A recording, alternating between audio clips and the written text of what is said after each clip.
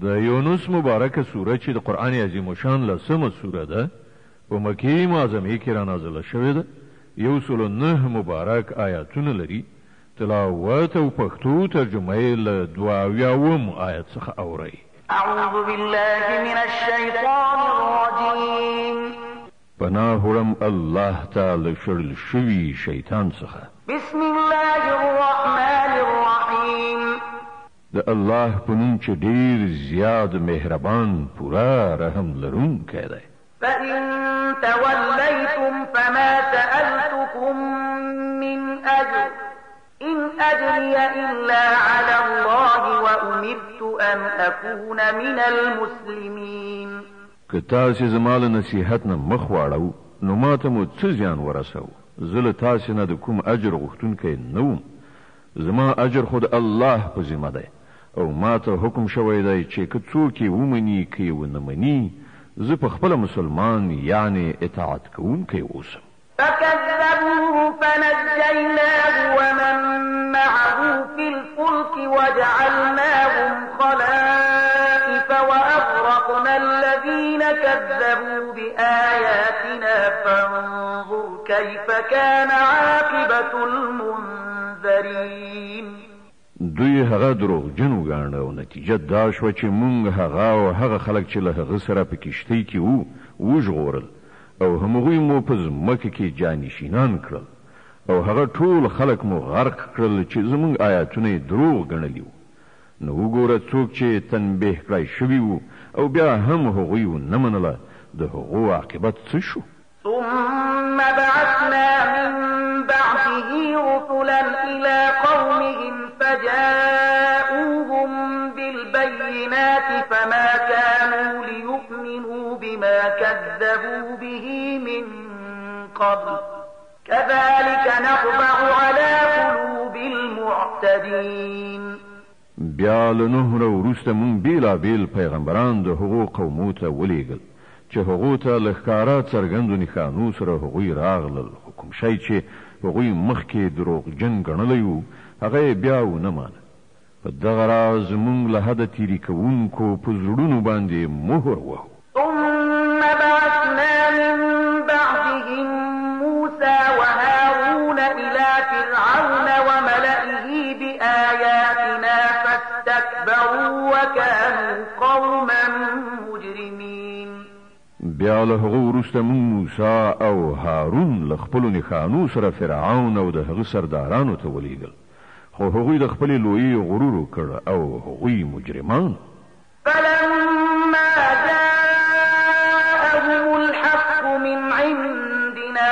قالوا إن هذا لسحر مبين نو کله چې له موږ څخه حقه معجزه د هغو مخې ته راغله نو هغو وویل چې دا خو ښکاره کوډې دي قال موسى أتقولون للحق لما جاءكم أسحر هذا ولا يفلح الساحرون موسی وویل تاسې حقې معجزې ته دا وایئ چې کله هغه ستاسې مخې ته راغله آیا دا کوډې دي په داسې حال کې چې کوډګران بریالیتوب نشي موندلی قالوا أجئتنا لتلفتنا عما وجدنا عليه آباءنا وتكون لكما الكبرياء في الأرض وما نحن لكما بمؤمنين هغو په جواب کې ویل آیا ته د دې لپاره راغلی چې مونږ له هغې تګلارې نه راواړوې چې پر هغې باندې مونږ خپل پلرونه نیکونه میندلي دي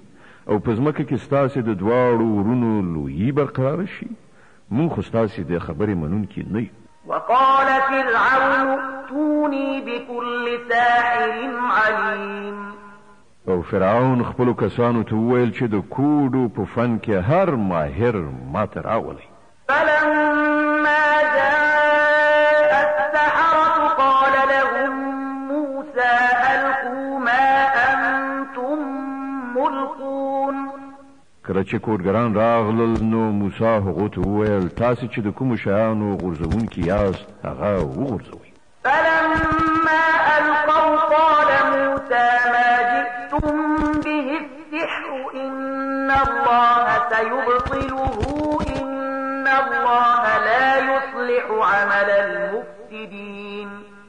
نو کله چې هغوی خپل منترونه واچول موسی وویل دا څه چې تاسې اچولي دي دا کولی دي الله همدا اوس دا باطلوي د مفسدانو کار ته الله سمون نه وربخي ويحق الله الحق بكلماته ولو كره المجرمون او الله په خپل فرمانونو سره حق خي که د مجرمانو هغه هر څومره بدی سي فما آمن لموسى إلا ذرية من قومه على خوف من فرعون وملئهم أن يفتنهم وإن فرعون لعال في الأرض وإنه لمن المسرفين نو وګورئ چې موسی د هغه د قوم له څو تنو زلمیانو نه پرته نور چا ونه منه د فرعون له ویرې او په خپله د خپل قوم د مشرانو له ویرې څخه هغوی وویرېدل چې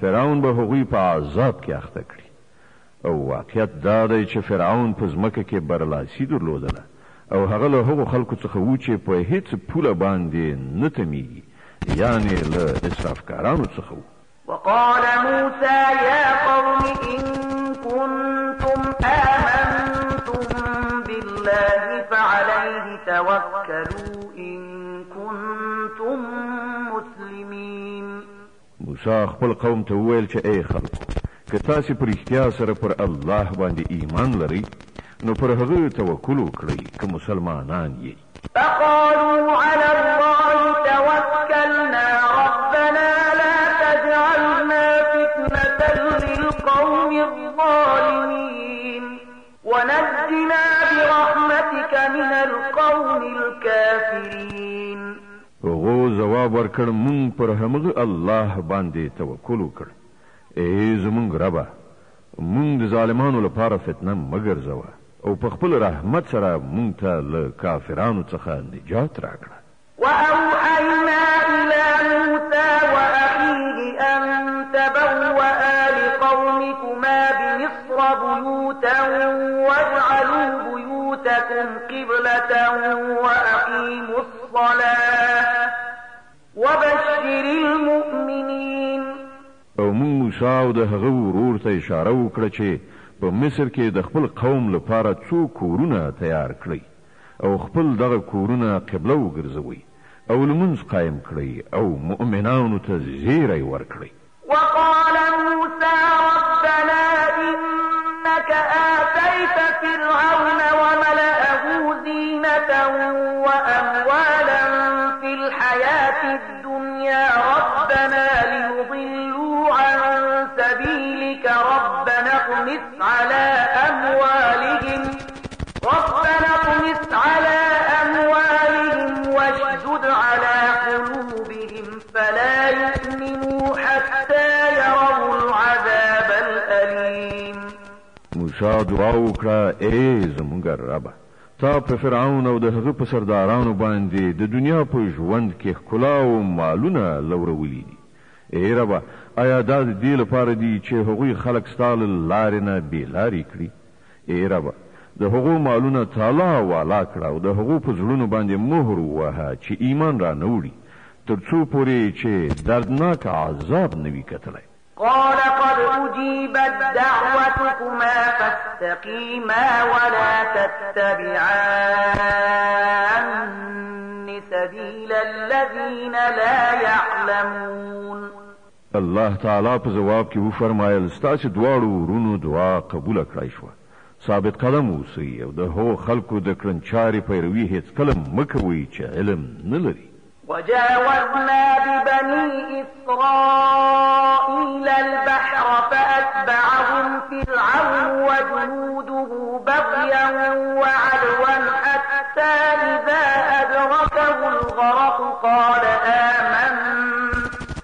حتى إذا أدركه الغرق قال آمنت أنه لا إله إلا الذي آمنت به بنو إسرائيل وأنا من المسلمين او مونږ بني اسرائیل له سمندر نه پورې ویستل نو فرعون او د هغه لښکر د ظلم او تیری په غرض په هغوی پسې روان شو ان تر دې چې کله فرعون په غرقېدو شو نو غږ یې وکړ ما ومنله چې له هغه ذات نه پرته بل حقیقي خدای نشته چې پر هغه باندې بني اسرائیلو ایمان راوړی دی او زه هم د اطاعت سرټیټونکو یعنی مسلمانانو څخه یم. الآن وقد عصيت قبل وكنت من المفسدين. جواب ورکړ شو اوس ایمان راوړي په داسې حال کې چې له دې نه لږ مخکې پورې خو دې نافرماني کوله او له فساد راوړونکو څخه وي.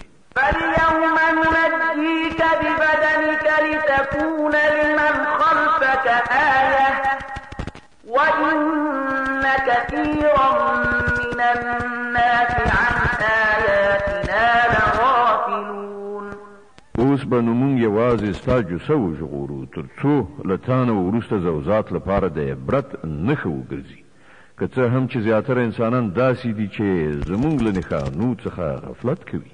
ولقد بوأنا بني إسرائيل مبوأ صدق ورزقناهم من الطيبات فما اختلفوا حتى جاءهم العلم إن ربك يقضي بينهم يوم القيامة فيما كانوا فيه يختلفون. مونږ بني اسرائیلو ته ډیر ښه استوګنځای ورکړ او هغو ته مو د ژوند د ډیر ستر وسایل وروبخل نو هغو په خپلو منځو کې اختلاف ونه کړ مګر هغه وخت چې کله هغو ته علم راغلی و په باوري ډول به ستا رب د قیامت په ورځ د هغو په منځ کې د هغه شي فیصله وکړي چې په هغه کې هغوی اختلاف کوي. فإن كنت في شك مما أنزلنا إليك فاسأل الذين يقرؤون الكتاب من قبلك لقد جاءك الحق من ربك فلا تكونن من الممترين ولا تكونن من الذين كذبوا بآيات الله فتكون من الخاسرين.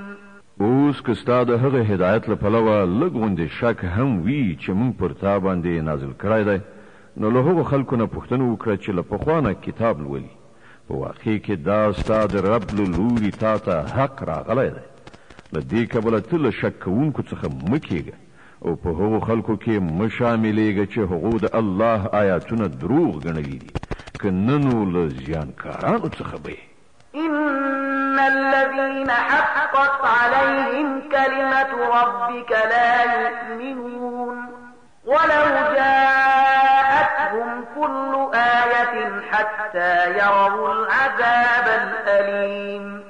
حقیقت دا دی پر کوم خلکو باندې چې ستا د رب خبره ریښتینې شوې ده د هغو مخې ته که هر نښه نښانه راشي هغوی هیڅکله ایمان نه راوړي تر څو چې مخامخ درناک عذابونه ګوري. فلولا كانت قرية آمنت فنفعها إيمانها إلا قوم يونس لما آمنوا كشفنا عنهم عذاب الخزي في الحياة الدنيا ومتعناهم إلى حين. نو آیا داسې کوم مثال شته چې یوې سیمې د عذاب په لیدلو ایمان راوړی وي او د هغې ایمان د هغې لپاره ګټور ثابت شوی وي؟ د یونس له قوم نه پرته د هغه کوم مثال نشته. هغه قوم چې کله ایمان راوړی وو نو البته مونږ په دنیوي ژوندانه کې له هغو نه د رسوایي عذاب ایسته کړی او هغو ته مو تر یوې مودې پورې له ژوندانه څخه د ګټې اخیستلو مهلت ورکړی.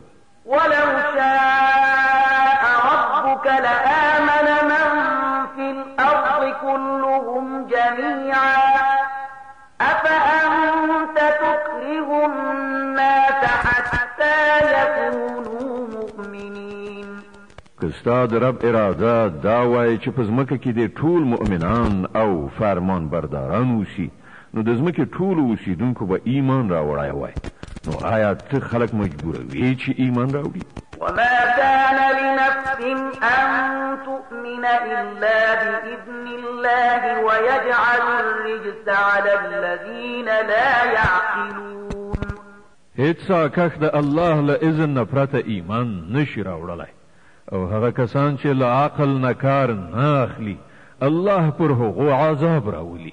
قل انظروا ماذا في السماوات والأرض وما تغني الآيات والنذر عن قوم لا يؤمنون. دوی ته ووایه په ځمکه و اسمانونو کې چې څه دي هغه په غړېدلو سترګو وګورئ او کوم خلک چې له سره ایمان راوړل نه غواړي د هغو لپاره نښانې او اخطارونه څنګه ګټور کېدی شي. فهل ينتظرون إلا مثل أيام الذين خلوا من قبلهم قل فانتظروا إني معكم من المنتظرين. اوس دوی له دې نه پرته د بل څه شي انتظار باسي چې همغه بدې ورځې وګوري چې له دوی نه مخکې تېر شوو خلکو لیدلي دي. دوی ته ووایه ښه نو انتظار وباسئ زه هم له تاسې سره منتظر یم. ثم ننجي رسلنا والذين آمنوا كذلك حقا علينا ننجي المؤمنين. بیا کله چې داسې وخت راځي نو مونږ خپلو پیغمبرانو او هغو کسانو ته نجات ورکوو چې ایمان یې راوړی وي. زمونږ همدا کړنلاره ده پر مونږ باندې دا حق دی چې مؤمنان وژغورو. قل يا أيها الناس إن كنتم في شك من ديني فلا أعبد الذين تعبدون من دون الله ولكن أعبد الله الذي يتوفاكم وأمرت أن أكون من المؤمنين وأن أقم وجهك للدين حنيفا ولا تكونن من المشركين. ای پیغمبره ووایه چې ای خلکو که تاسې تر اوسه پورې زما د دین په باب په څه شک یاست نو واورئ چې تاسې چې له الله نه پرته د کومو بندګي کوئ زه د هغو بندګي نه کوم بلکې یوازې د هغه خدای بندګي کوم چې ستاسې مرګ د هغه په واک کې دی. ما ته حکم شوی دی چې زه له ایمان راوړونکو څخه اوسم او ما ته ویل شوي دي چې ته یوې خواته اوسه خپل ځان سم سیخ پر دغه دین قایم کړه او هیڅکله له مشرکانو څخه مه کېږه. ولا تدع من دون الله ما لا ينفعك ولا يضرك فإن فعلت فإنك إذا من الظالمين. او له الله نه پرته کومه داسې هستي یعنې کوم شی مه بله چې نه درته ګټه رسولی شي نه زیان. که ته داسې وکړې نو له ظالمانو نه به یې. وإن يمسك الله بضر فلا كاشف له إلا هو وإن يردك بخير فلا راد لفضله يصيب به من يشاء من عباده وهو الغفور الرحيم. که الله تا په کوم مصیبت کې واچوي نو په خپله له هغه پرته بل څوک نشته چې دا مصیبت ایسته کړي او که هغه ستا په باب د کومې ښېګڼې اراده وکړي نو د هغه د فضل مخاړوونکی هم څوک نشته. د هغه چې له خپلو بندګانو نه چاته خوښه شي خپل فضل ورباندې پیرزو کوي او هغه بخښونکی او رحم کوونکی دی. قل يا أيها الناس قد جاءكم الحق من ربكم فمن اهتدى فإنما يهتدي لنفسه ومن ضل فإنما يضل عليها وما أنا عليكم بوكيل. ای محمد صلی الله علیه وسلم ووایه چې ای خلکو تاسې ته ستاسې د رب له لوري حق راغلی دی. اوس چې څوک سمه لاره غوره کړي د هغه سم حرکت د همغه لپاره ګټور دی او څوک چې ګمراه پاتې شي د هغه ګمراهي د همغه لپاره تباه کوونکې ده او زه پر تاسې باندې کوم څارندوی نه یم. واتبع ما يوحى إليك واصبر حتى يحكم الله وهو خير الحاكمين. او ای پیغمبره ته د هغې لارښوونې پیروي کوه چې تا ته د وحی په وسیله لیږلی کیږي او صبر وکړه تر څو چې الله فیصله وکړي او همغه ډیر ښه فیصله کوونکی دی. د هود مبارکه سوره چې د قرآن عظیم الشان 11مه سوره ده په مکې معظمې کې رانازله شوې ده. 123 آیاتونه لري. تلاوت او پښتو ترجمه یې له لومړي آیت څخه اورئ. بسم الله الرحمن الرحیم. د الله په نوم چې ډیر زیات مهربان پورا رحم لرونکی دی.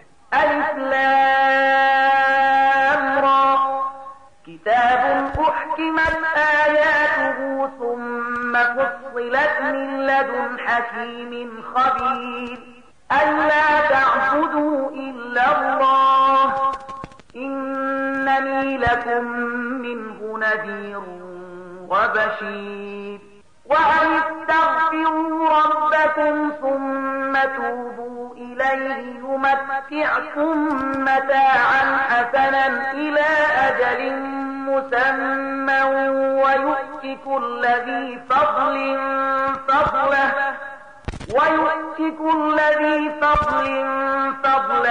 وإن تولوا فإني أخاف عليكم عذاب يوم كبير. الف لام را داسې فرمان دی چې آیاتونه یې په پاخه او مفصل ډول ویل شوي دي د یو با حکمت او با خبره ذات له خوا نه چې تاسې بندګي مه کوئ مګر یوازې د الله. زه د هغه له لوري څخه ستاسې ویرونکی هم یم او زیری درکوونکی هم. او دا چې که تاسې له خپل پروردګار نه بخښنه وغواړئ او د هغه لوري ته راوګرځئ نو هغه به تر یوې ټاکلې مودې پورې تاسې ته د ژوند ښه وسایل درکړي او هر د فضل خاوند ته به د هغه فضل ورکړي. خو که تاسې مخ واړوئ نو زه ستاسې په باب د یوې لویې هیبتناکې ورځې له عذاب څخه ویریږم. إلى الله مرجعكم وهو على كل شيء قدير. ستاسې ټولو د الله لوري ته ورګرځېدل دي او هغه هر څه کولی شي. ألا إنهم يثنون صدورهم ليستخفوا منه ألا حين يستغشون ثيابهم يعلم ما يسرون وما يعلنون إنه عليم بذات الصدور. وګورئ دوی خپل سینې تاووي تر څو له هغه نه ځان پټ کړي. خبردار اوسئ کله چې دوی په جامو سره خپل ځان غاړي الله د دوی په پټو هم پوهیږي او په ښکارو هم. هغه خو پر هغو رازونو هم خبر دی چې په سینو کې دي. وما من دابة في الأرض إلا على الله رزقها ويعلم مستقرها ومستودعها كل في كتاب مبين. پزمکه کې هیڅ داسې کوم خوځنده ساکښ نشته چې د هغه روزي د الله په غاړه نه وي او د هغه په باب هغه نه پوهیږي چې هغه چیرته اوسیږي او چیرته هغه سپارل کیږي. هر څه په یو روښانه دفتر کې ثبت دي. وهو الذي خلق السماوات والأرض في 6 أيام وكان عرشه على الماء ليبلوكم أيكم أحسن عملا ولئن قلت إنكم مبعوثون من بعد الموت ليقولن الذين كفروا إن هذا إلا سحر مبين. او همغه دی چې آسمانونه او ځمکه په شپږو ورځو کې پیدا کړل چې له هغه نه مخکې د هغه عرش پر اوبو باندې و تر څو تاسې وازمایي وګوري چې په تاسو کې څوک د غوره کړو وړو خاوند دی. اوس که ای محمده تو ووایې چې ای خلکو له مرګ وروسته به تاسې د دوهم ځل لپاره راپاڅول شئ نو منکران به سمدلاسه ووایي چې دا خبره خو ښکاره کوډې دي یعنې دروغ دي. ولئن أخرنا عنهم العذاب إلى أمة معدودة ليقولن ما يحبسه ألا يوم يأتيهم ليس مصروفا عنهم وحاق بهم ما كانوا به يستهزئون. او کوم تر یوې ټاکلې مودې پورې د هغو سزا یعنی عذاب وزندو، نو هغوی به ووایي چې کوم شي هغه سزا یې سر کړې ده. واورئ په کومه ورځ چې د هغې سزا وخت راشي، نو هغه به د هیڅ چا په اړولو وانه اړولی شي، او همغه شی به هغوی را ایثار کړي چې هغوی ورپورې ملنډې وهي. ولئن أذقنا الإنسان منا رحمة ثم نزعناها منه إنه ليئوس كفور. او کچېرې موږ انسان ته له خپلې خوا نعمت ور په برخه کړو، بیا یې ورڅخه واخلو، نو دی د الله له رحمت څخه مایوسه کېږي او پرې انکار کوي. ولئن أذقناه نعماء بعد ضراء مسته ليقولن ذهب السيئات عني إنه لفرح فخور. او کله هغه کړاو نو وروسته چې پر هغه باندې راغلی و، مونږ په هغه باندې د نعمت خوند سکونو، وای زما ټوله بېوزلي ایسته شوه، بیا هغه ډېره خوښي کوي او ویاړي. إلا الذين صبروا وعملوا الصالحات أولئك لهم مغفرة وأجر كبير. لدې عیب نه که څوک پاک دي، نو صرف هغه کسان چې صبر کوونکي او نیکو کاران دي، او همغوی دي چې د هغوی لپاره هم بخښنه ده او هم لوی مکافات. فلعلك تارك بعض ما يوحى إليك وضائق به صدرك أن يقولوا لولا أنزل عليه كنز أو جاء معه ملك إنما أنت نذير والله على كل شيء وكيل. نو ای پیغمبره، چیرته داسې نوي چې ته له هغو شیانو څخه کوم شی له وینا نه پرېږدي چې تا ته وحي کېږي، او په دې خبره باندې زړه تنګی شي چې هغوی به ووایي چې په دې سړي باندې کومه خزانه ولې راتویې نه شوه، یا دا چې له ده سره کومه پرښتې ولې رانغله. ته خو یوازې خبردار ورکوونکی، هاخوا د هر څه څارندوی ساتونکی الله دی. أم يقولون افتراه قل فأتوا بعشر سور مثله مفتريات وادعوا من استطعتم من دون الله إن كنتم صادقين. آیا دوی وایي چې پیغمبر دا کتاب له ځانه په دروغو جوړ کړی دی؟ وایه ښه، که داسې ده نو د ده په څېر لس صورتونه په دروغو جوړ کړي راوړئ، او له الله نه پرته نور چې هر څوک ستاسې معبودان دي، هغوی که د مرستې لپاره رابللی شئ، نو راویې بلئ که تاسې د دوی په معبود ګڼلو کې رښتیني یاست. فإن لم يستجيبوا لكم فاعلموا أنما أنزل بعلم الله وأن لا إله إلا هو فهل أنتم مسلمون. اوس که هغوی یعنی ستاسې معبودان ستاسې مرستې ته نه رسیږي، نو وپوهیږئ چې دا د الله په علم سره نازل شوی دی، او دا چې له الله نه پرته کوم بل حقیقي معبود نشته. نو آیا تاسې د دې حق په وړاندې د اطاعت سر ښکته کوئ؟ من كان يريد الحياة الدنيا وزينتها نوف إليهم أعمالهم فيها وهم فيها لا يبخسون.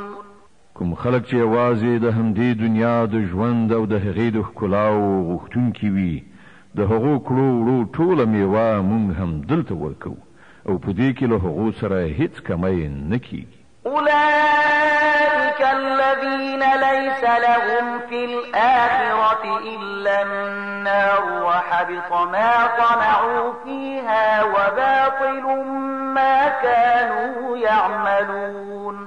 خو په آخرت کې دغه راز خلکو لپاره له اوره پرته نور څه نشته.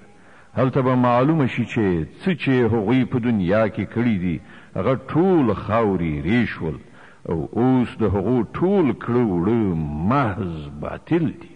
أفمن كان على بينة من ربه ويتلوه شاهد منه ومن قبله كتاب موسى إماما ورحمة أولئك يؤمنون به ومن يكفر به من الأحزاب فالنار موعده فلا تك في مرية منه إنه الحق من ربك ولكن أكثر الناس لا يؤمنون.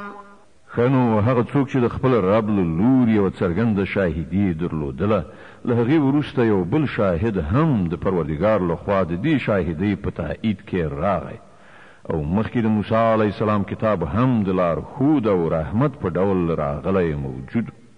آیا هغوی هم د ماجد پرستانو غوندې ورنه انکار کولی شي؟ داسې کسان خو به په ده باندې ایمان راوړي او له انساني ډلو نه چې هر څوک ورنه انکار وکړي نو د هغه لپاره چې د کوم ځای وعده ده هغه دوزخ دی. نو ای پیغمبره ته د دې شي له پلوه په کوم شک کې مه لویږه، دا حق دی ستا د رب له لوري، خو زیاتره خلک یې نه مني.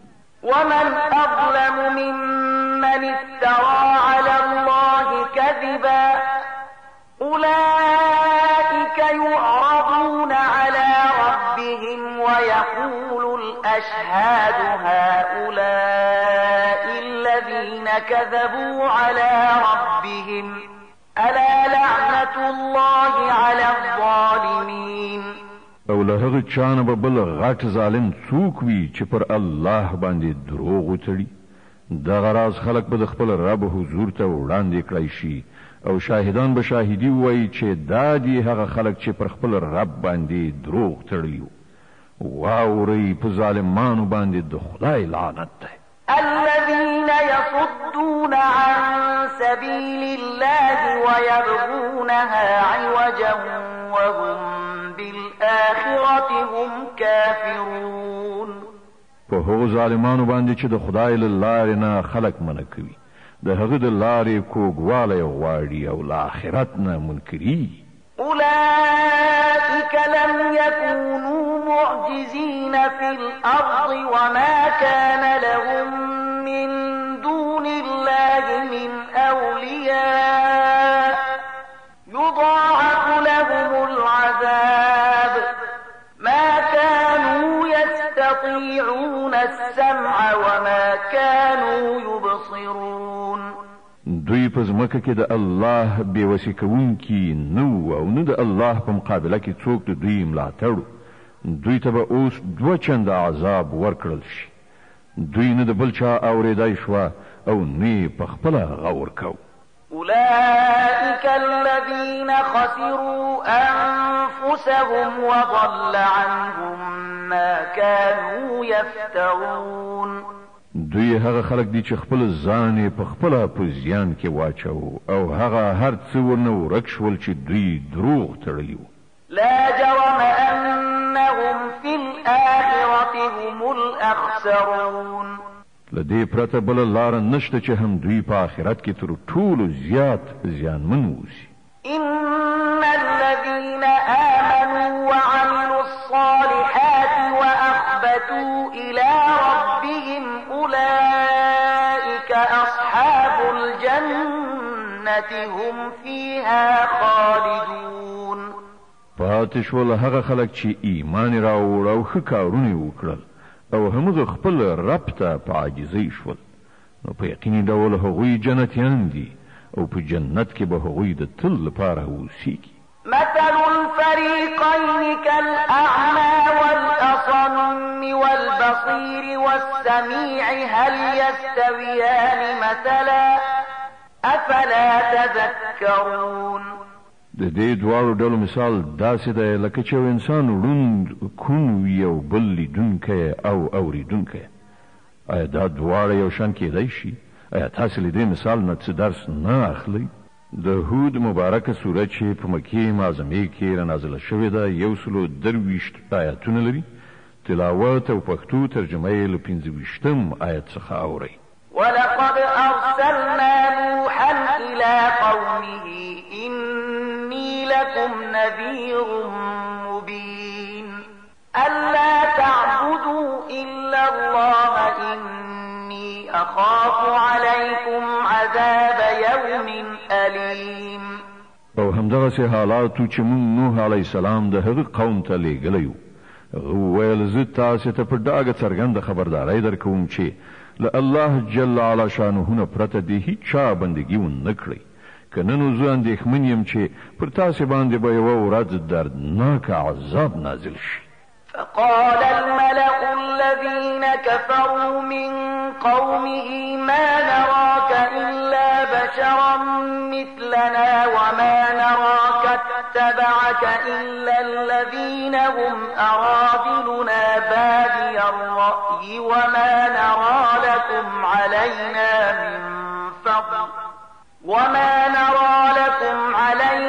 من فضل بل نظنكم كاذبين.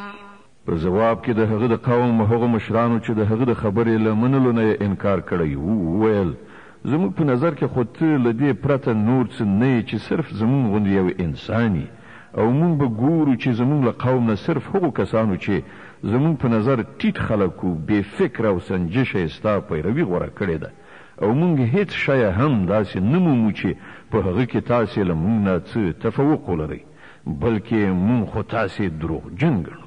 قال يا قوم أرأيتم إن كنت على بينة من ربي وآتاني رحمة من عنده فعميت عليكم أنلزمكموها وأنتم لها كارهون. هغه وویل ای زما قومه لږ شان فکر وکړئ، نو سمه ده چې که زه د خپل رب له لوري پر یوې څرګندې شاهدۍ باندې ولاړم او بیا هغه زه په خپل ځانګړي رحمت سره هم سرلوړی کړم، خو هغه تاسې ونه شوه لیدلی. ښه نو له موږ سره څه وسیله ده چې تاسې منل نه غواړئ او موږ په زوره هغه ستاسې په سر باندې وتپو. ويا قوم لا أسألكم عليه مالا إن أجري إلا على الله وما أنا بطارد الذين آمنوا إنهم ملاقو ربهم ولكني أراكم قوما تجهلون. او ای قومه زه په دې وظیفه باندې له تاسې نه کوم مال نه غواړم، زما اجر خو په الله باندې دی، او زه د هغو خلکو شړونکی هم نه یم چې زما خبره یې منلې ده. هغوی په خپله د خپل رب حضور ته ورتلونکي دي، خو زه ګورم چې تاسې جهالت غوره کوئ. ويا قوم من ينصرني من الله إن طردتهم أفلا تذكرون. او ای قومه که زه دغه خلک وشړم نو د خدای له نیونې څخه به ما څوک وژغوري؟ ستاسې په ذهن کې آیا دومره خبره هم نه کینی؟ ولا أقول لكم عندي خزائن الله ولا أعلم الغيب ولا أقول إني ملك ولا أقول للذين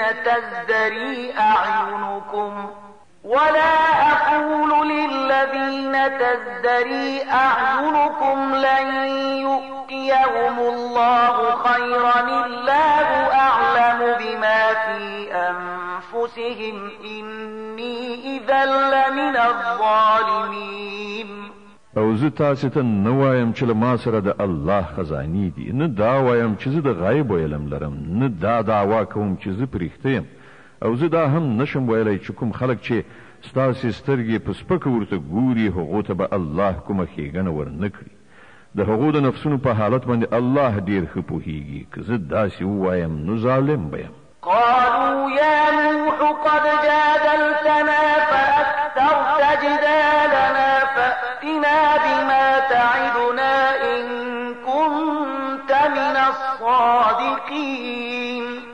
په پای کې هغوی وویل چې ای نوح تا له موږ سره جګړه وکړه او ډېره دې وکړه اوس نو زیاتي هغه عذاب راوله چې ته موږ ته د هغه اخطار راکوي که رښتونه یې قال إنما يأتيكم به الله إن شاء وما أنتم بمعجزين نوح جواب ورکړ هغه خو به الله راولي که خوښه شي او تاسو دومره زور وس نه لرئ چې د هغې مخنیوی وکړئ ولا ينفعكم نصحي إن أردت أن أنصح لكم إن كان الله يريد أن يغويكم هو ربكم وإليه ترجعون اوس که زه ستاسې څه خیر ښېګڼه هم وغواړم نو زما خیر غوښتنه تاسې ته هیڅ ګټه نشي رسولی کله چې الله ستاسې د بېلاریتوب اراده کړې وي همغه ستاسې رب دی او د همغه لوري ته ستاسې ورستنېدل دي أم يقولون افتراه قل إن افتريته فعلي إجرامي وأنا بريء مما تجرمون ای محمد صلی الله علیه وسلم دا خلک وایي چې دغه سړي دا هر څه په خپله له ځانه دروغ جوړ کړي دي دوی ته ووایه که ما دا له خپله ځانه دروغ غوټه کړي وي نو پر ما باندې د خپل جرم مسؤلیت دی او کوم جرم چې تاسې کوئ د هغه له مسؤلیت نه زه خلاص یم وأوحي إلى نوح أنه لن يؤمن من قومك إلا من قد آمن فلا تبتئس بما كانوا يفعلون نوح علیه السلام ته وحی وشوه چې ستا له قوم نه چې کوم خلکو ایمان راوړ هغو راوړ نور نو کوم منونکی نشته د هغو په کړو وړو باندې غمجن کېدل پرېږده واصنع الفلك بأعيننا ووحينا ولا تخاطبني في الذين ظلموا إنهم مغرقون او تر څارنې لاندې زموږ له ښوونې سره سم د یوې کښتۍ په جوړولو لاس پورې کړه او ګوره کوم خلکو چې ظلم کړی دی د هغو په حق کې ماته څه سپارښت مه کوه دوی ټول اوس ډوبېدونکي دي ويصنع الفلك وكلما مر عليه ملأ من قومه سخروا منه قال إن تسخروا منا فإنا نسخر منكم كما تسخرون نوح علیه السلام کښتۍ جوړوله او د هغه د قوم له مشرانو څخه به چې څوک د هغه له څنګه تېرېده په هغه پورې به یې ملنډې وهلې هغه وویل که تاسې په موږ پورې ملنډې وهئ نو موږ هم په تاسې پورې ملنډې وهو فسوف تعلمون من يأتيه عذاب يخزيه ويحل عليه عذاب مقيم ډېر ژر به تاسې ته په خپله معلومه شي چې په چا باندې هغه عذاب راځي چې هغه به رسوا کاندي او په چا باندې به هغه بلا را پریوزي چې ایسته به یې نشي کړی حتى إذا جاء أمرنا وفارت النور قل نحمل فيها من كل زوجين اثنين وأهلك إلا من سبق عليه القول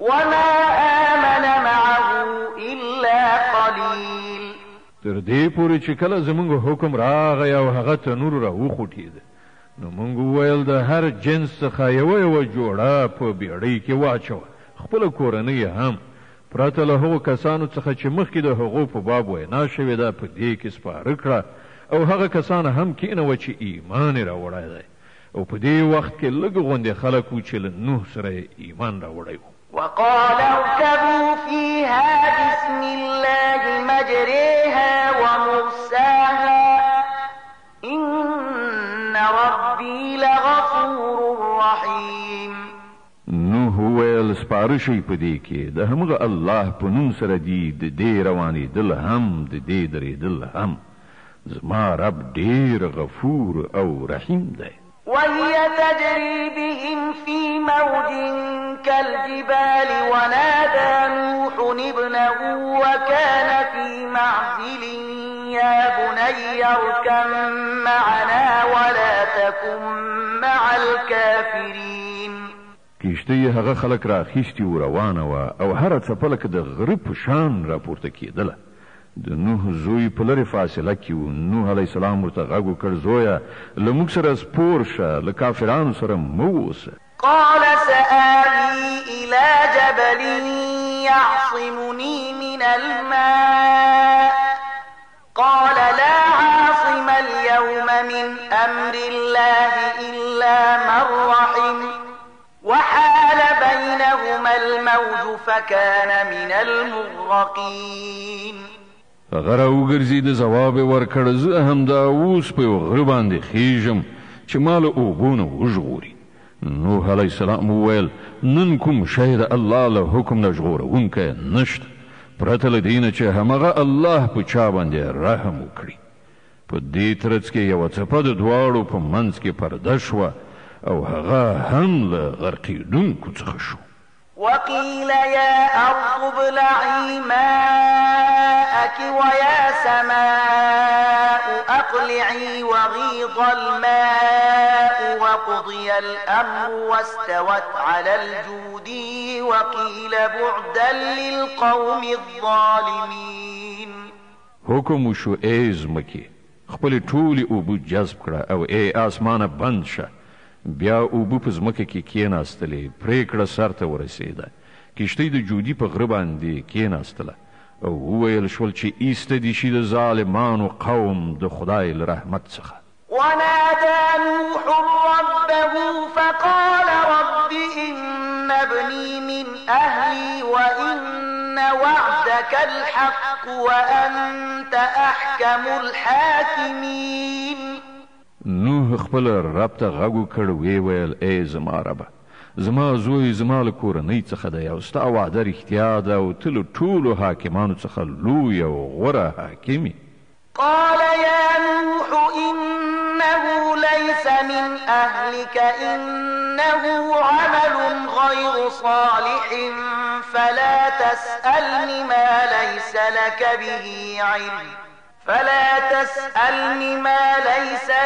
به علم إني أعظك أن تكون من الجاهلين.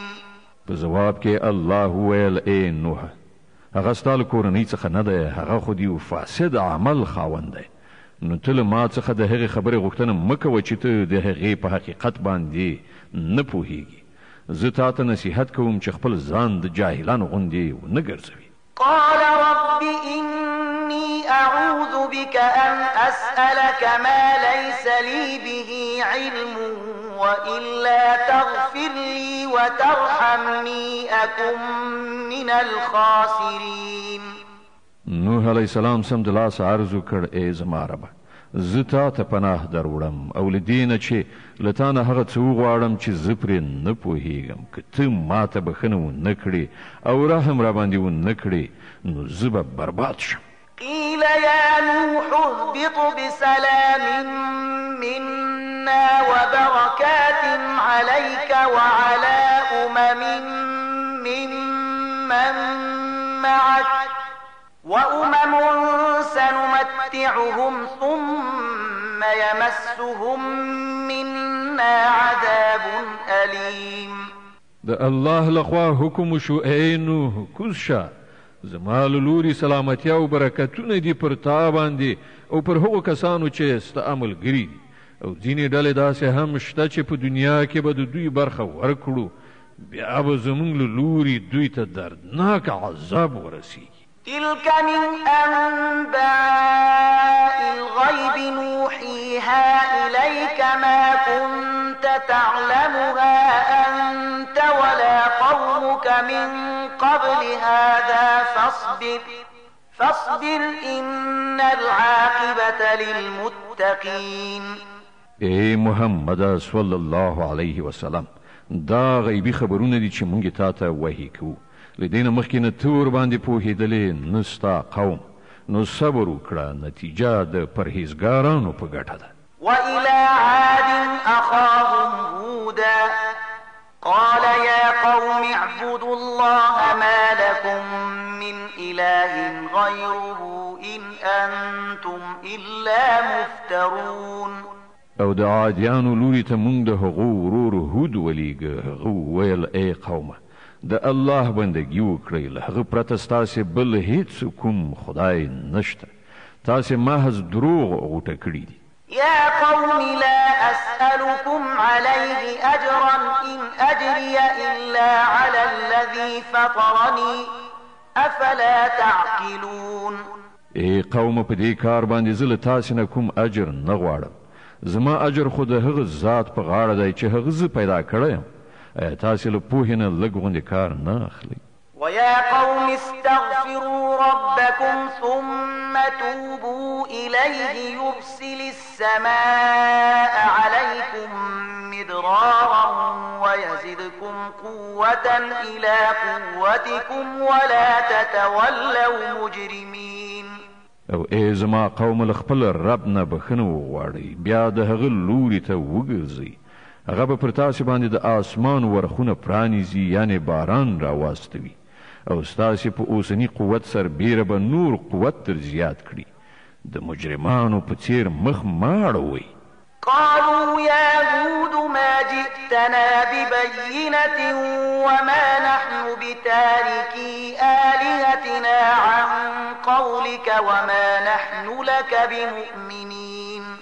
هغو ځواب ورکړه ای هوده ته مونږ ته له کومې څرګندې شاهدۍ سره نه یې راغلی، او ستا په وینا سره مونږ خپل معبودان نشو پرېښودلی، او پر تا باندې مونږ ایمان راوړونکي نه یو. إن نقول إلا اعتراك بعض آلهتنا بسوء قال إني أشهد الله واشهدوا أني بريء مما تشركون. مون خو دا انګیرو چې پر تا باندې زمونږ له معبودانو څخه د کوم یو ګزار لګېدلی دی، یعنې ستا عقل ته یې تاوان رسولی دی. هود ویل زه د الله شاهدي وړاندې کوم، او تاسې شاهدان اوسئ دا چې تاسې له الله څخه پرته نور په خدایي کې برخوال ګڼلي دي، زور څخه بیزار یم. من دونه فكيدوني جميعا ثم لا تنظرون. تاسې ټول په لاس یو کولو زما پر خلاف په خپل اقدام کې لا مه کوئ، او ما ته یوه ذره مهلت مه راکوئ. إني توكلت على الله ربي وربكم ما من دابة إلا هو آخذ بناصيتها إن ربي على صراط مستقيم. زما توکل پر الله باندې دی چې زما رب هم دی او ستاسې رب هم. هیڅ ساکښ داسې نشته مګر دا چې د هغه چوټۍ یعنې د ټنډې ویښتان د هغه په لاس کې نه وي، یعنې هغه تسلط پرې ونه لري. بېشکه زما رب په سمه لاره باندې دی. فإن تولوا فقد أبلغتكم ما أرسلت به إليكم ويستخلف ربي قوما غيركم ولا تضرونه شيئا إن ربي على كل شيء حفيظ. که تاسې مخ اړوئ نو واړوئ، یعنې که نافرماني کوئ نو ویې کړئ. زه چې له کوم پیغام سره تاسې ته رالیږل شوی وم هغه مې تاسې ته رسولی دی. اوس به زما رب ستاسې په ځای بل قوم راپاڅوي، او تاسې به هغه ته هیڅ زیان ونه شئ رسولی. په یقیني ډول زما رب په هر څه باندې څارونکی دی. ولما جاء أمرنا نجينا هودا والذين آمنوا معه برحمة منا ونجيناهم من عذاب غليظ. بیا کله چې زمونږ حکم راغی نو مونږ په خپل رحمت سره هود او هغه خلک چې له هغه سره ایمان راوړی وژغورل، او له یو سخت عذاب نه مو هغو ته نجات ورکړ. وتلك عاد جحدوا بآيات ربهم وعصوا رسله واتبعوا أمر كل جبار عنيد. دغه دی عادیان د خپل رب له آیاتونو څخه منکر شول، د هغه د پیغمبرانو خبره ونه منله او د حق د هر جابر دښمن پیروي وکړه. وأتبعوا في هذه الدنيا لعنة ويوم القيامة ألا إن عادا كفروا ربهم ألا بعدا لعاد قوم هود. په پای کې په دې دنیا کې هم پر هغو باندې لعنت وغورځېده او د قیامت په ورځ هم واوري عادیان په خپل رب کافران شول، واوري لري وغورځول شول عادیان د هود قوم د الهي له رحمت څخه. وإلى ثمود أخاهم صالحا قال يا قوم اعبدوا الله ما لكم من إله غيره هو أنشأكم من الأرض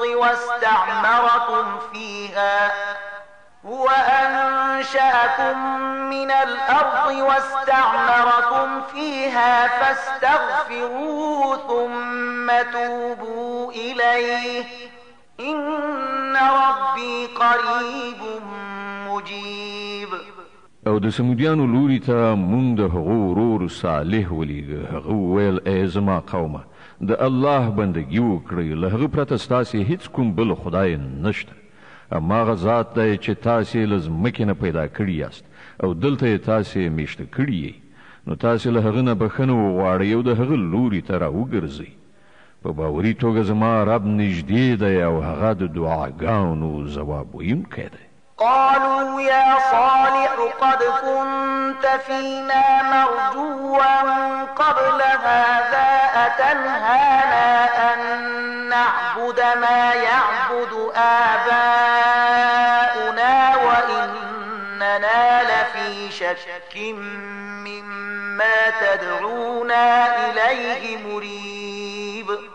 هغوی وویل ای صالح له دې نه مخکې ته په مونږ کې یو داسې سړی وي چې ډېرې هیلې در پورې تړلې وي. آیا ته غواړې مونږ د هغو معبودانو له عبادت نه منع کړې چې زموږ پلرونو نیکونو د هغو عبادت کوو؟ نو د کومې کړنلارې په لوري چې مونږ ته بلنه راکوي د هغې په باب مونږ سخت په اشتباه کې یو چې مونږ یې په تشویش کې اچولي یو. قال يا قوم أرأيتم إن كنت على بينة من ربي وآتاني منه رحمة فمن ينصرني من الله إن عصيته فما تزيدونني غير تخسير. صالح وویل ای قومه تاسې په دې خبره باندې څه فکر کړی دی چې که ما د خپل رب لور یوه روښانه شاهدي درلودله او بیا هغه زه په خپل رحمت سره هم سرلوړی کړم، نو له دې نه وروسته به د الله له نیونې څخه څوک ما وژغوري که زه د هغه له حکم نه سر وغړوم؟ تاسې زما څه په درد خوړلی شئ پرته له دې نه چې ما نور هم په زیان کې وغورځوئ. ويا قوم هذه ناقة الله لكم آية فذروها تأكل في أرض الله ولا تمسوها بسوء فيأخذكم عذاب قريب. او ای زما قومه وګورئ دا د الله اوښه ستاسې لپاره یوه نښانه ده. دا د خدای په ځمکه کې د څرېدو لپاره آزاده پرېږدئ. په دې باندې هیڅ تعرض مه کوئ، که نه نو څه زیات وخت به تیر نه شي چې پر تاسې باندې به د خدای عذاب راشي. فعقروها فقال تمتعوا في داركم 3 أيام ذلك وعد غير مكذوب. خو هغوی اوښه ټپي او ووژله. په دې سره صالح هغوی ته خبرداری ورکړ چې اوس صرف 3 ورځې په خپلو کورونو کې نور واوسیږئ. دا داسې مې یاد دی چې دروغ به ثابت نشي.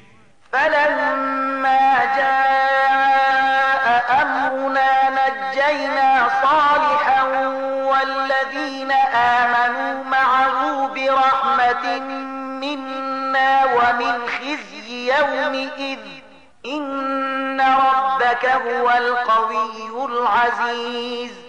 په پای کې چې کله زموږ د فیصلې وخت راغی نو موږ په خپل رحمت سره صالح او هغه کسان چې له هغه سره ایمان راوړی وژغورل او د هغې ورځې له رسوایي نه مو هغوی خوندي کړل بېشکه همدا ستا رب په اصل کې زورور او برلاسی دی وأخذ الذين ظلموا الصيحة فأصبحوا في ديارهم جاثمين كأن لم يغنوا فيها ألا إن ثمود كفروا ربهم ألا بعدا لثمود پاتې شول هغه خلک چې هغوی ظلم کړی وو نو یوې سختې زلزلې هغوی ونیول او هغوی په خپلو سیمو کې داسې بې حسه او بې حرکته مړه وغورځېدل چې تا به ویل هغوی هلته له سره اوسېدلي نه وو واورئ سمودیان په خپل رب کافر شول واورئ سمودیان لرې وغورځول شول د الهي له رحمت څخه ولقد جاءت رسلنا إبراهيم بالبشرى قالوا سلاما قال سلام فما لبث أن جاء بعجل حنيذ او ګورې ابراهیم ته زموږ پرښتې زیری ورکوونکي ورغلې وی ویل پر تا دې سلام وي ابراهیم ځواب ورکړ پر تا دې هم سلام وي بیا ډیر وخت نشو چې ابراهیم د هغو د میلمستیا لپاره یو سور کړای شوی خوسی راوړ فلما رأى أيديهم لا تصل إليه نكرهم وأوجس منهم خيفة قالوا لا تخف إنا أرسلنا إلى قوم لوط او کله چې ولیدل چې د هغو لاسونه خوړو ته نه رسیږي نو د هغه ور باندې اشتباه راغله او په زړه کې ورڅخه ویره احساس کړه هغه وویل مه ویرېږه مونږ خو د لوط د قوم خواته لیږل شوي یو وامرأته قائمة فضحكت فبشرناها بإسحاق ومن وراء إسحاق يعقوب د ابراهیم میرمن هم ولاړه وه هغې د دې په اورېدو سره وخندل بیا موږ هغې ته د اسحاق او له اسحاق نه وروسته د یعقوب زیری ورکړ قالت يا ويلتى أألد وأنا عجوز وهذا بعلي شيخا إن هذا لشيء عجيب هغې وویل هی زما شامې ته اوس به زما اولاد وشي په داسې حال کې چې زه ډېره زړه شوې یم او دغه زما میړه هم زوړ شوی دا خو ډېره حیرانوونکې خبره ده قالوا أتعجبين من أمر الله رحمة الله وبركاته عليكم أهل البيت إنه حميد مجيد پرښتو وویل د الله په حکم باندې حیرانېږي ای د ابراهیم کورنۍ پر تاسې باندې خو د الله رحمت او د هغه برکتونه دي او په باوري ډول الله د ډېرې ستاینې وړ او د ستر شان څښتن دی فلما ذهب عن إبراهيم الروع وجاءته البشرى يجادلنا في قوم لوط بیا کله چې د ابراهیم وارخطایي ایسته شوه او د اولاد په زیري د هغه زړه خوشحاله شو نو هغه د لوط د قوم په موضوع کې له موږ سره په شخړه لاس پورې کړ إن إبراهيم لحليم أواه منيب په حقیقت کې ابراهیم د ډېر زغم او نرم زړه خاوند او په هر حال کې زموږ لوري ته رجوع کوله يا إبراهيم أعرض عن هذا إنه قد جاء أمر ربك وإنهم آتيهم عذاب غير مردود په پای کې زموږ پرښتو هغه ته وویل ای ابراهیمه له هغه یعنې دغه کار نه لاس واخله ستا د رب حکم شوی دی او اوس پر هغو خلکو باندې هغه عذاب راتلونکی دی چې د هیڅ چا په مخنیوي مخه نشي نیول کېدی ولما جاءت رسلنا لوطا سيء بهم وضاق بهم ذرعا وقال هذا يوم عصيب. او کله چې زموږ پرښتې لوط ته ورغلې نو د هغو پر راتګ سره هغه ډېر وارخطا او زړه تنګی شو. ویې ویل چې نن ډېره د غم ورځ ده. وجاءه قومه يهرعون إليه ومن قبل كانوا يعملون السيئات قال يا قوم هؤلاء بناتي هن أطهر لكم فاتقوا الله ولا تخزون في ضيفي أليس منكم رجل رشيد. د دغو میلمنو له راتګ سره سم د هغه د قوم خلک د هغه د کور خواته په منډه منډه ورغلل. له پخوا نه هغوی له همدغسې بدکاریو سره عادت و.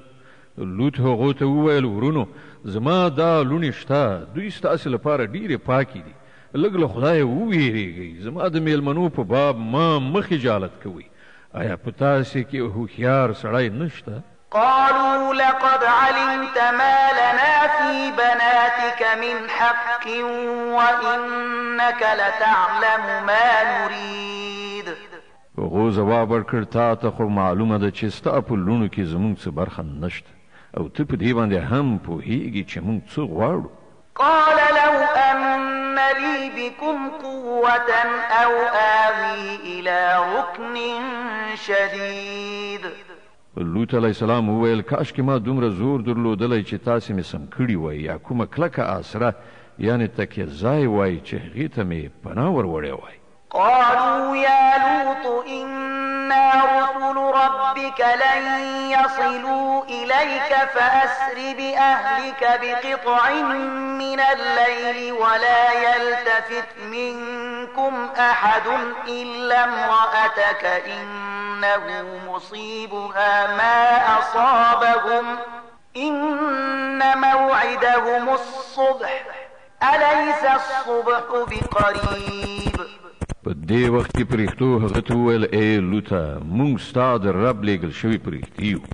دا خلک به تا ته هېڅ ضرر ونشي رسولی.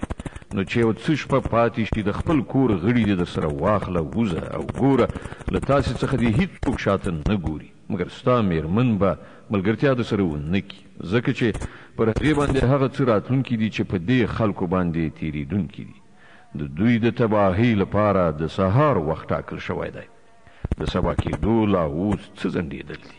فلما جاء أمرنا جعلنا عاليها سافلها وأمطرنا عليها حجارة من سجيل منضود مسومة عند ربك وما هي من الظالمين ببعيد.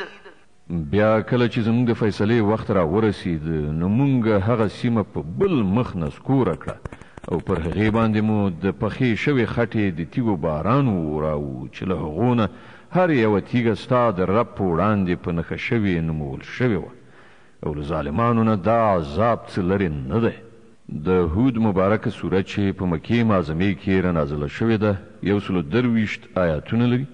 تلاوت او پښتو ترجمه یې له 84 آیت څخه اورئ. وإلى مدين أخاهم شعيبا قال يا قوم اعبدوا الله ما لكم من إله غيره ولا تنقصوا المكيال والميزان إني أراكم بخير وإني أخاف عليكم عذاب يوم محيط.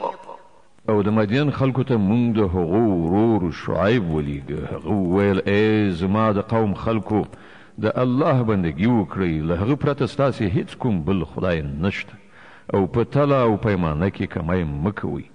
زه نن تاسې په ښه حالت کې ګورم خو زه ویرېږم چې سبا به پر تاسې باندې داسې ورځ راشي چې د هغې عذاب به ټول رایسار کړي. ويا قوم أوفوا المكيال والميزان بالقسط ولا تبخسوا الناس أشياءهم ولا تعثوا في الأرض مفسدين. او ای قومه له عدالت سره سم طول او پیمانه کوئ او خلکو ته د هغو په شیانو کې تاوان مه وراړوئ او په ځمکه کې فساد مه خوروئ. بقية الله خير لكم إن كنتم مؤمنين وما أنا عليكم بحفيظ. د الله درکړې زیرمه یعنې هغه څه چې د طول او پیمانې د پرځای کولو څخه وروسته پاتې کیږي ستاسې لپاره ډیره ښه ده که تاسې مؤمنان یئ او په هر حال زه پر تاسې باندې څارندوی نه یم. قالوا يا شعيب أصلاتك تأمرك أن نترك ما يعبد آباؤنا أو أن نفعل في أموالنا ما نشاء إنك لأنت الحليم الرشيد. هغو ځواب ورکړ ای شعیبه آیا ستا لمونځ تا ته دا درښیي چې موږ هغه ټول معبودان پرېږدو چې زموږ پلرونو نیکونو د هغوی عبادت کوو یا دا چې موږ دې په خپلو مالونو کې د خپلې خوښې سره سم د تصرف کولو واک ونه لرو؟ یوازې همدا ته نو یو لوړ ظرفی او ریښتونی انسان پاتې شوی. قال يا قوم أرأيتم إن كنت على بينة من ربي ورزقني منه رزقا حسنا وما أريد أن أخالفكم إلى ما أنهاكم عنه إن أريد إلا الإصلاح ما استطعت وما توفيقي إلا بالله عليه توكلت وإليه أنيب. شعیب وویل ورونو تاسې په خپله فکر وکړئ چې که زه د خپل رب له لوري په یوې روښانې شاهدۍ باندې وم او بیا هغه له خپل لوري نه ماته ښه روزي هم راکړه نو له دې نه وروسته زه ستاسې په ګمراهیو او حرام خوریو کې له تاسې سره ګډون څنګه کولی شم او زه هیڅکله دا نه غواړم چې له کومو خبرو نه چې زه تاسې منع کوم د هغو په خپله مرتکب شم. زه خو اصلاح کول غواړم تر څو پورې مې چې وس رسیږي او زه چې د څه شي سرته رسول غواړم هغه په ټوله معنا د الله په توفیق پورې منحصر دي. ما پر همغه باندې توکل کړی دی او په هره معامله کې د همغه لوري ته رجوع کوو. ويا قوم لا يجرمنكم شقاقي أن يصيبكم مثل ما أصاب قوم نوح أو قوم هود أو قوم صالح وما قوم لوط منكم ببعيد. او ای قومه زما پر خلاف ستاسې دښمني چیرته د دې وار را نولي چې په پای کې پر تاسې باندې هم همغه عذاب راشي چې د نوح یا هود یا د صالح په قوم باندې راغلی او د لوط قوم خو له تاسې نه څه زیات لرې هم نه دی. واستغفروا ربكم ثم توبوا إليه إن ربي رحيم ودود. ګورئ له خپل رب نه بخښنه وغواړئ او د هغه لوري ته راوګرځئ. بېشکه زما رب رحم کوونکی دی او له خپل مخلوق سره مینه لري.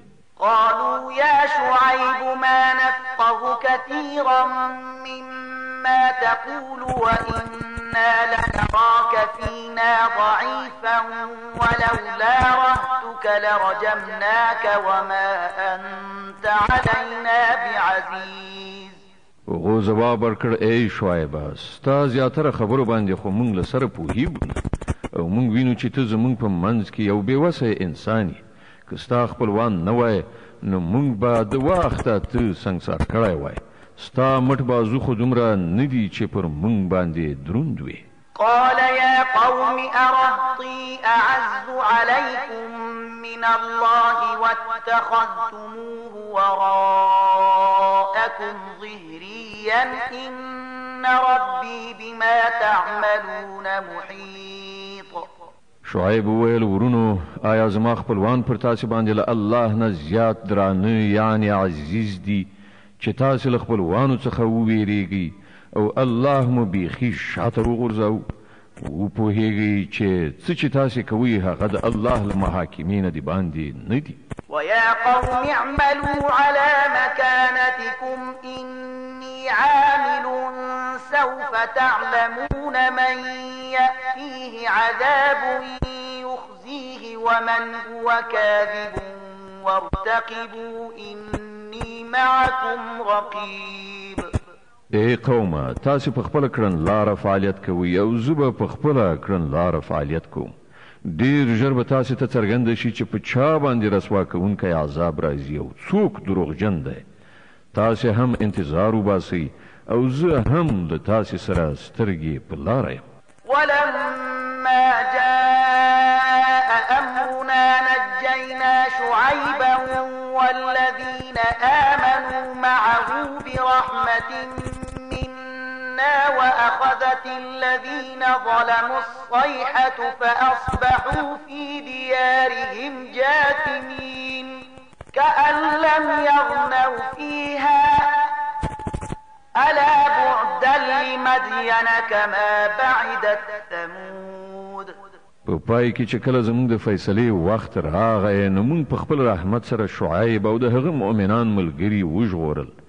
کوم کسانو چې ظلم کړی وو هغوی یوې سختې زلزلې داسې ونیول چې هغوی په خپلو کورونو کې داسې بې حسه بې حرکته یخ پراته پاتې شول چې تا به ویل هغوی له سره هېڅکله هلته اوسېدلي نه وو.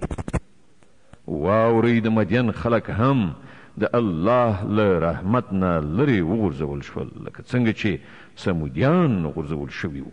ولقد أرسلنا موسى بآياتنا وسلطان مبين إلى فرعون وملئه فاتبعوا أمر فرعون وما أمر فرعون برشيد. او موسی موږ له خپلو نښانو او د ماموریت له څرګند سند سره فرعون او د هغه د سلطنت لوړ رتبه کسانو ته واستوو خو هغو د فرعون د حکم پیروي وکړه په داسې حال کې چې د فرعون حکم په ریښتینې باندې نه و.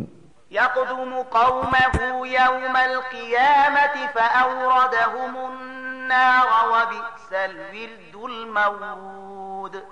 د قیامت په ورځ به هغه د خپل قوم په وړاندې وي او تر خپل قیادت لاندې به هغوی د دوزخ لوري ته بوځي. د ورتګ څومره ناکاره ځای دی دا چې څوک ورته ورسیږي. وأتبعوا في هذه لعنة ويوم القيامة بئس الرفد المرفود. او په دې خلکو باندې په دنیا کې هم لعنت وغورځید او د قیامت په ورځ به هم پرې وغورځي. څومره بده بدله ده دا چې چاته ورکړی شي.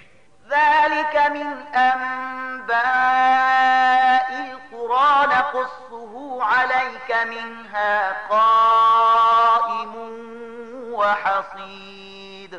دغه د څو کلیو ماجرا ده چې مونږ تا ته اورو. له هغو نه ځینې اوس هم ولاړ دي او د ځینو کښتونه لو شوي دي یعنې له منځه تللي دي. وما ظلمناهم ولكن ظلموا أنفسهم فما أغنت عنهم آلهتهم التي يدعون من دون الله من شيء لما جاء أمر ربك وما زادوهم غير تتبيب. مونږ پر هغو باندې ظلم نه دی کړی. هغو په خپله پر خپل ځان ظلم وکړ. کله چې د الله حکم راغی نو د هغو هغه معبودان چې هغو له الله نه پرته بلل د هغو هیڅ په کار را نغلی شول او هغو له هلاکت او بربادۍ نه پرته هغو ته نوره څه ګټه ونه رسوله. وكذلك أخذ ربك إذا أخذ القرى وهي ظالمة إن أخذه أليم شديد. او ستا رب چې کله کومې ظالمې سیمې نیسي نو بیا د هغه نیول هم داسې وي. په واقع کې د هغه نیونه ډېره سخته او دردناکه وي. إن في ذلك لآية لمن خاف عذاب الآخرة ذلك يوم مجموع له الناس وذلك يوم مشهود. حقیقت دا دی چې په دې کې د هر هغه چا لپاره یوه نښانه ده چې د آخرت له عذاب نه ویره وکړي. هغه به یوه داسې ورځ وي چې په هغې کې ټول خلک راغونډ وي او په هغه ورځ کې چې بیا هر څه وي د ټولو تر نظر لاندې به وي. وما نؤخره إلا لأجل معدود. مونږ د هغې راوستل څه دومره ډېر زیات نه وروسته کوو، یعنې تاخیر کوو نه. د هغې لپاره صرف یوه په شمار حساب موده ټاکلې ده. يوم يأتي لا تكلم نفس إلا بإذنه فمنهم شقي وسعيد. کله چې هغه راشي نو هیڅ چاته به د خبرې کولو مجال نه وي مګر دا چې د خدای په اجازه څه عرض وکړي. نو څه خلک به په هغه ورځ بدمرغه وي او څه نیکمرغه. فأما الذين شقوا ففي النار لهم فيها زفير وشهيق خالدين فيها ما دامت السماوات والأرض إلا ما شاء ربك إن ربك فعال لما يريد. څوک چې بدمرغه وي هغوی به دوزخ ته لاړ شي چې هلته به د ګرمۍ او تندې له ډېرې سختۍ نه د هغوی ستمهار او پشهار وي او په همغه حالت کې به هغوی د تل لپاره اوسیږي تر څو پورې چې ځمکه او اسمانونه ولاړ وي مګر دا چې ستا رب بل څه وغواړي. بېشکه ستا رب بشپړ واکمن دی چې څه غواړي کوي. د هود مبارکه سوره چې د قرآن عظیم الشان 11مه سوره ده په مکې معظمې کې رانازله شوې ده. 123 مبارک آیاتونه لري. تلاوت او پښتو ترجمه یې له 108 آیت څخه اورئ. وأما الذين سعدوا ففي الجنة خالدين فيها ما دامت السماوات والأرض إلا ما شاء ربك عطاء غير مجذوذ. پاتې شول هغه کسان چې نیکمرغه ثابت شي نو هغوی به جنت ته لاړ شي او هلته به د تل لپاره اوسیږي تر څو پورې چې ځمکه او اسمانونه برقرار دي. مګر دا چې ستا رب نور څه وغواړي په هغو به د داسې ورکړې پیرزوینه وشي چې د هغې لړۍ به هېڅکله غوڅېدونکې نه وي. فلا تك في مرية مما يعبد هؤلاء ما يعبدون إلا كما يعبد آباؤهم من قبل وإنا لموفوهم نصيبهم غير منقوص. نو ای پیغمبره ته د هغو معبودانو له پلوه په څه اشتباه کې مه لویږه چې دغه خلک د هغو عبادت کوي. دوی خو صرف د ړانده تقلید په اساس همغسې عبادتونه کوي لکه څنګه چې مخکې د دوی پلرونو نیکونو کول او موږ به د دوی برخه دوی ته بشپړه ورکړو بې له دې نه چې په هغې کې څه کموالی وي. ولقد آتينا موسى الكتاب فاختلف فيه ولولا كلمة سبقت من ربك لقضي بينهم وإنهم لفي شك منه مريب. مونږ له دې نه مخکې موسی ته هم کتاب ورکړی دی او د هغه په باب هم اختلاف شوی و لکه څنګه چې نن د دغه کتاب په باب کیږي چې تا ته درکړی شوی دی. که ستا د رب له لوري له پخوا نه د یوې خبرې تصمیم نه وای نیول شوی نو د دغو اختلاف کوونکو په منځ کې به لا د مخه پرېکړه شوې وه. دا واقعیت دی چې دوی د هغه له پلوه په شک او اشتباه کې لوېدلي دي. وإن كلا لما ليوفينهم ربك أعمالهم إنه بما يعملون خبير. او دا هم واقعیت دی چې ستا رب دوی ته د دوی د عملونو پوره بشپړه بدله ورکړي. دا باوري ده چې هغه د دوی له ټولو حرکتونو نه باخبر دی. فاستقم كما أمرت ومن تاب معك ولا تطغوا إنه بما تعملون بصير. نو ای محمد ته او ستا هغه ملګري چې له کفر او سرغړونې نه د ایمان او غاړې ښودو لوري ته راوښتي دي پر سمه لاره همغسې برابر ثابت قدم اوسئ لکه څنګه چې درته حکم شوی دی او د بندګۍ له حد نه تیری مه کوئ. څه چې تاسې کوئ هغه ستاسې د رب په نظر کې دي. ولا تركنوا إلى الذين ظلموا فتمسكم النار وما لكم من دون الله من أولياء ثم لا تنصرون.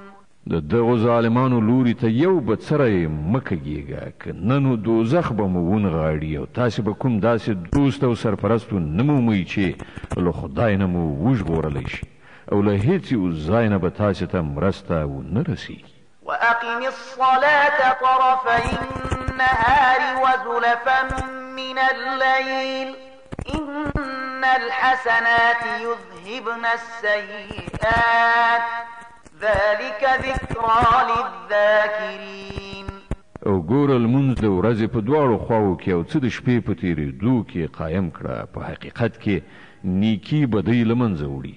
دا د هغو خلکو لپاره یوه یادونه ده چې د خدای په یاد لرونکي دي.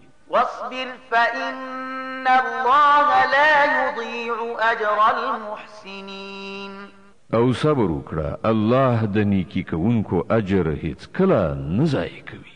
فلولا كان من القرون من قبلكم أولو بقية ينهون عن الفساد في الأرض إلا قليلا ممن أنجينا منهم واتبع الذين ظلموا ما أترفوا فيه وكانوا مجرمين. نو ولې په هغو قومونو کې چې له تاسې نه مخکې تیر شوي دي د خیر خلک موجود نشول چې خلک یې په ځمکه کې له فساد راوړلو نه منع کړي وای؟ دغسې خلک را پیدا شول هم خو ډېر لږ چې موږ هغوی له هغو قومونو نه وژغورل. که نه نو ظالمان خلک خو په همغو خوندونو پسې شول چې د هغو وسایل ورته پرېمانه ورکړل شوي او هغوی مجرمان وګرځېدل. وما كان ربك ليهلك القرى بظلم وأهلها مصلحون. ستا رب داسې نه دی چې کلي په ناحقه تباه کړي په داسې حال کې چې د هغو اوسېدونکي سمون راوستونکي یعنې اصلاح راوستونکي وي. ولو شاء ربك لجعل الناس أمة واحدة ولا يزالون مختلفين إلا من رحم ربك ولذلك خلقهم وتمت كلمة ربك لأملأن جهنم من الجنة والناس أجمعين.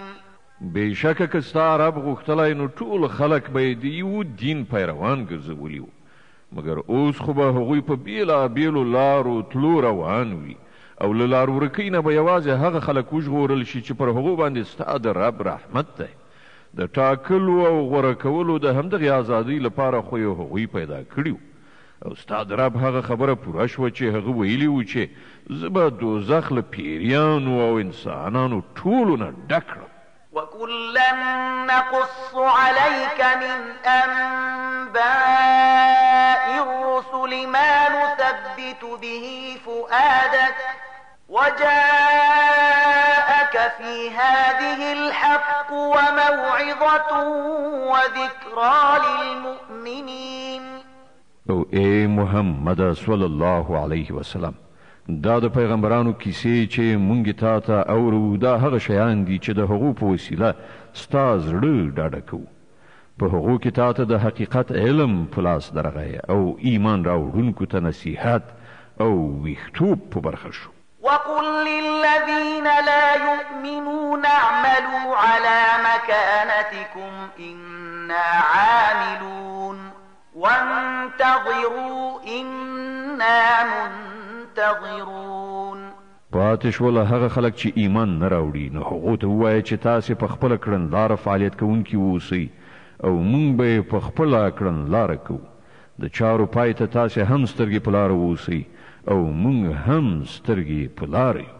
ولله غيب السماوات والأرض وإليه يرجع الأمر كله فاعبده وتوكل عليه وما ربك بغافل عما تعملون.